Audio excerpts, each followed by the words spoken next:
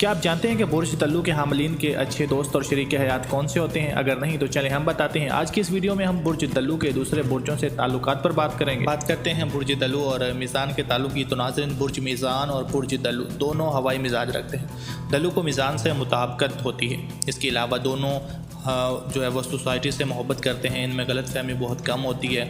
इन दोनों को अपने ताल्लुकात को बेहतर और खुशगवार बनाने के लिए कुछ कुर्बानियाँ भी देनी पड़ती हैं। अगर ये एक दूसरे के मामलात में दखल ना दें तो ये एक अच्छा ताल्लुक बन सकता है। बुर्ज मीज़ान और बुर्ज तल्लु दोनों ही हम मिजाज व जो है वो वाक़ हुए हैं, इसलिए इनके मबैन जो है वो इत्तफाक पाया जाता है। इन दोनों बुर्जों से ताल्लुक़ रखने वाले फ़रीक़ीन अगर रिश्ता अज़दवाज में मुंसलिक हो जाएँ तो उनमें प्यार, उल्फत और यकानगत पाई जाती है। दोनों की बहुत सी अदात एक जैसी हैं, इसलिए आमतौर पर इन पर इख्तलाफ की कोई सूरत नहीं बनती। दोनों ही एक दूसरे का ख़ास ख्याल रखते हैं।